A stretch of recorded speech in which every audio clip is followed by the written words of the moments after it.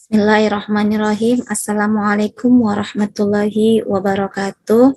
Saya akan memaparkan penjelasan dari RPP yang akan saya sajikan.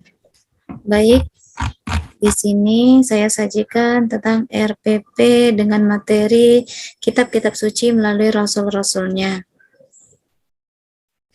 Baik, di sini dalam RPP ini dari 5 teori pembelajaran saya menggunakan satu yaitu konstruktivistik, di mana konstruktivistik adalah teori yang menekankan pada belajar sebagai proses pembentukan pengetahuan oleh peserta didik sendiri, yaitu peserta didik diharapkan untuk aktif dalam menyusun konsep dan memberi makna tentang hal-hal yang dipelajarinya, tetapi juga yang terpenting adalah menentukan terwujudnya gejala belajar, yakni niat belajar oleh peserta didik itu sendiri.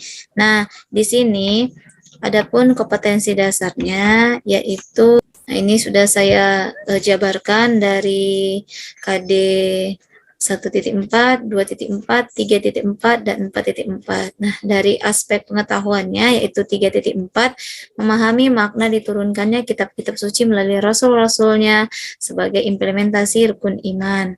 Nah, di sini IPK-nya yang saya jabarkan yaitu penjabaran IPK dari kompetisi dasar, yaitu berupa perilaku yang dapat diukur dan diobservasi untuk melihat ketercapaian daripada kompetisi dasar yang menjadi acuan penilaian pada mata pelajaran tersebut. Nah, dengan ketentuan indikator yang disusun itu berasal dari kompetensi dasar dan menggunakan kata kerja operasional yang dapat diukur.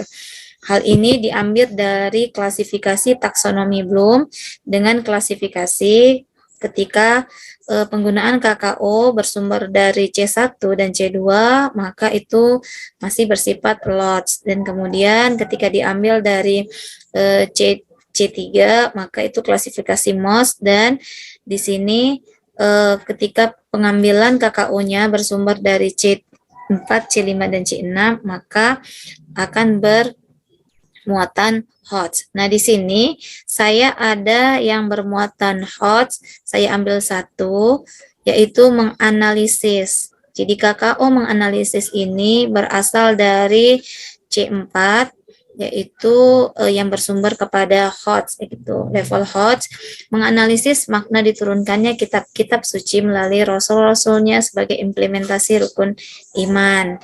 Kemudian dalam penyajian, dalam perumusan tujuan pembelajaran, nah di sini saya menyusun tujuan pembelajaran secara terstruktur diambil dari indikator penilaian kompetensi yang sudah saya susun, saya rubah, saya rumuskan lagi tujuan pembelajarannya berdasarkan konsep ABCD. Apa itu konsep ABCD? Yaitu konsep yang di dalamnya itu terdapat unsur ABCD, A sebagai audiens, yaitu peserta didik, B-nya behavior, C-nya itu kondisional, dan D-nya itu degree. Nah, di sini sudah saya jabarkan. Yang pertama, setelah melakukan kegiatan pembelajaran, siswa mampu menyebutkan nama kitab suci dan rasul yang menerimanya sebagai implementasi rukun iman dengan tepat. Yang kedua, setelah melakukan diskusi, siswa mampu menganalisis makna diturunkannya kitab suci sebagai implementasi rukun iman dengan baik. Nah, contohnya, A-nya di sini adalah siswa, behaviornya itu adalah menganalisis makna, kemudian C-nya itu kondisinya adalah setelah melakukan diskusi, dan D-nya itu adalah dengan baik. Nah, seperti itu dia konsep tujuan pembelajaran.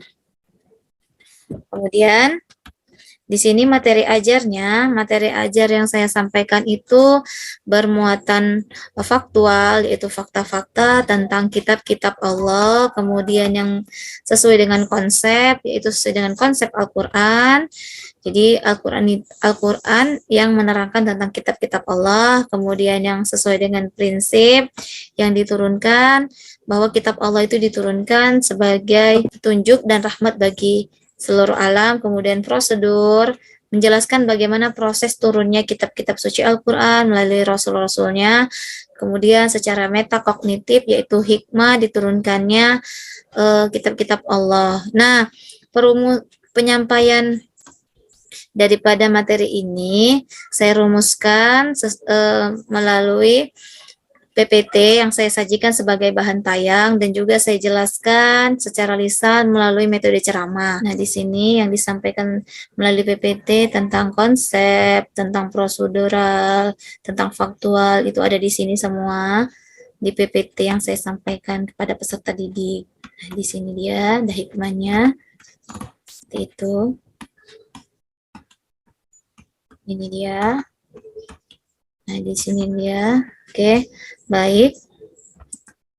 Kemudian di dalam pelaksanaan proses pembelajarannya, saya menggunakan problem based learning, yaitu pemecahan masalah. Baik, di sini ketika anak nanti melaksanakan diskusi kelompok, maka di sini guru menyajikan LKPD. Nah, dalam pengerjaan LKPD inilah di sini siswa akan melaksanakan 4 keterampilan. Dan bagaimana prosesnya? Nah, ini LKPD disampaikan kepada anak, kemudian anak berusaha untuk berpikir kritis, menyelesaikan masalah-masalah atau menyelesaikan soal-soal yang diberikan dengan kapasitas hot ya. Setelah anak menyelesaikannya, nah kemudian dengan menggunakan problem basic learning, nah guru menyampaikan permasalahan yang akan diselesaikan dalam kelompok seperti itu. Nah, ini dia ada permasalahan yang harus diselesaikan. Nah, disinilah anak-anak berpikir kritis untuk menyelesaikan masalah yang nantinya secara kreatif akan dijabarkan dalam proses penjabarannya dan dikomunikasikan. Nah, jadi proses 4C itu critical thinking and problem solving, communication, collaboration, dan creative thinking itu teraplikasikan seperti itu. Nah, ini anak-anak mengerjakan ini semua dalam LKPD. Nah, ini dia soal-soal HOTS yang saya berikan untuk dijawab. Nah, ini dia untuk menyampaikan atau membuat poster. Nah, di sini berpikir kritis dan kreatifnya di sini seperti itu. Oke. Baik. Kita kembali lagi. Nah, di sini dia proses keterampilan abad 21 itu ada di sini ya. Critical thinking, collaboration, communication, kemudian ada kreatif, yaitu ketika siswa menyampaikan daripada hasil diskusinya. Setelah itu kita masuk ke penilaian kembali. Nah, di sini penilaian yang saya lampirkan dalam RPP yaitu penilaian sikap dan spiritual, penilaian pengetahuan, dan penilaian keterampilan apa saja itu. Nah, ini dia. Yang pertama, penilaian spiritual, mana penilaian spiritual ini dilakukan secara observasi oleh guru. Nah, di sini aspek-aspek yang dinilai yaitu kegiatan berdoa, yaitu berdoa sebelum, berdoa sesudah, kemudian mengucapkan syukur. Nah, di sini ada skor-skornya, kemudian ada total skor, dan kemudian predikat, di mana penjabarannya ada di bawah, yaitu proses penskorannya ada di bawah tabel seperti ini. Dia dari keterangan skor, kemudian dari jumlah skornya, total skornya, kemudian diambillah predikatnya. Nah, ini penilaian sikap. Nah, guru menilai sikap, yaitu ada beberapa aspek, yaitu disiplin, jujur, tanggung jawab, dan bekerja sama. Kenapa ada kerjasama? Karena di sini anak-anak melakukan proses pembelajaran secara diskusi kelompok. Nah, di sini ada kerjasama, kemudian ada tanggung jawab, di sini ada kejujuran dan disiplin dalam melaksanakan pembelajaran selama proses pembelajaran. Nah, penskorannya ada di bawah. Secara detail saya lampirkan. Kemudian penilaian pengetahuan, di mana dalam penilaian pengetahuan ini anak-anak menjawab soal yang sudah saya rumuskan, yang sudah saya buat dalam level soal C4, yang mengindikasikan bahwa soal itu adalah soal bermuatan hot, seperti itu. Ini dia. Kemudian ada instrumennya, seperti ini nih instrumennya, dan ada penskorannya. Kemudian penilaian keterampilan, ada beberapa aspek yang dinilai, yaitu penguasaan materi diskusi, komponen menjawab pertanyaan, kemampuan mengelola dan menginformasi data. Nah, di sini adalah pada tahap communication. Jadi pada tahap komunikasi, penyampaian hasil diskusi. Jadi akan nampak berapa kemampuan anak-anak di dalam proses keterampilan psikomotorik itu. Kemudian penilaian produk kerja. Nah, produk kerja ini dari kesesuaian respon dengan pertanyaan, keserasian pemilihan kata, kesesuaian penggunaan tata bahasa, dan pelafalan. Nah, ini berarti dari aspek presentasinya, seperti itu. Kemudian penilaian produk, membuat satu kerja kepada siswa, yaitu untuk membuat poster ya secara kelompok tadi.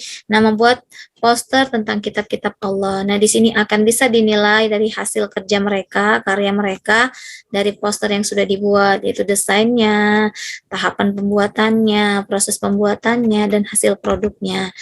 Demikianlah penjabaran dari RPP yang saya sajikan.